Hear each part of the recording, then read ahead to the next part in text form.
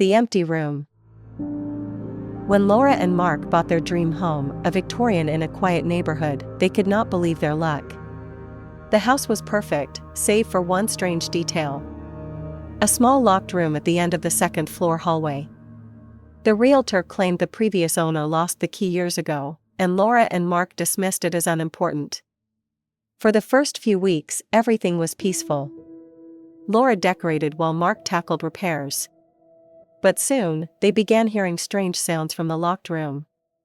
Faint creaking, shuffling, and muffled thuds. Probably mice, Mark said, though he sounded uneasy. One night, while Laura was home alone, she heard soft, rhythmic tapping from the door. Heart pounding, she pressed her ear against the wood. The tapping stopped. "Hello?" she whispered. Nothing but silence. Determined to investigate, they bought tools to remove the lock. But as the days passed, the noises intensified. They began hearing whispers, soft, indistinct voices that seemed to come from inside. As they slept, Laura woke to the sound of faint, childlike laughter. Trembling, she shook Mark awake. "We need to open that door now." With a crowbar in hand, Mark pried the door open. The room was empty, no furniture, no boxes, just dust and stale air. Laura exhaled a nervous laugh, but as they turned to leave, something stopped her. On the dusty floor they could clearly see small, barefoot prints, as if a child had been walking in circles. "That was not here before," Mark whispered. Suddenly, the door slammed shut behind them with a deafening bang. Laura screamed as Mark struggled with the doorknob, which would not budge. A low whisper filled the air, growing louder with each second. The words were unclear, but the tone was unmistakably hostile. "Let us out!" Mark yelled, pounding on the door.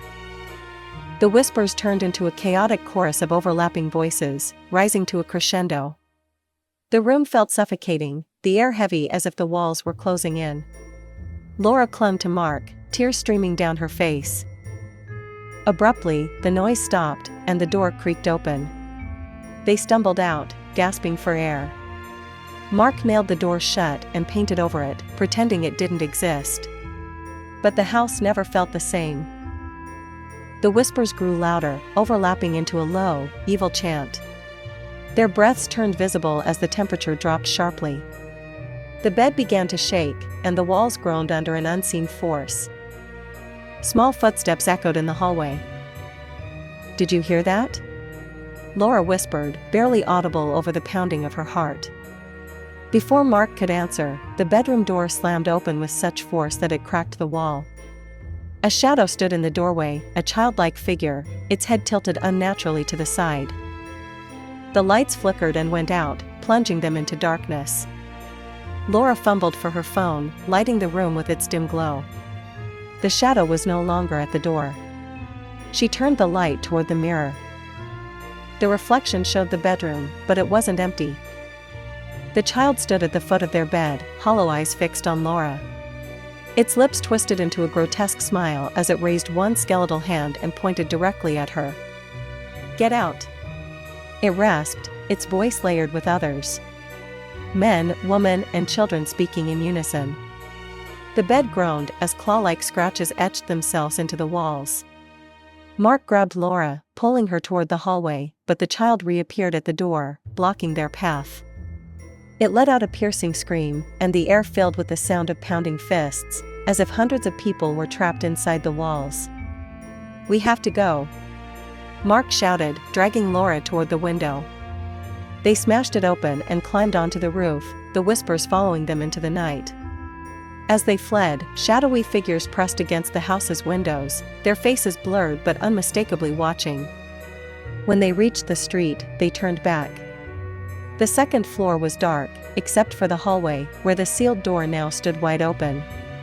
The child stared at them from the top of the stairs, smiling as it slowly closed the door. They never returned to the house. But wherever they went, the whispers followed. Laura noticed new scratches on the walls of their new home. And when she looked into the mirror, she no longer saw her reflection, only the faint outline of a child standing behind her, glaring at her. Thank you for watching. Storytime with paranormal tendency.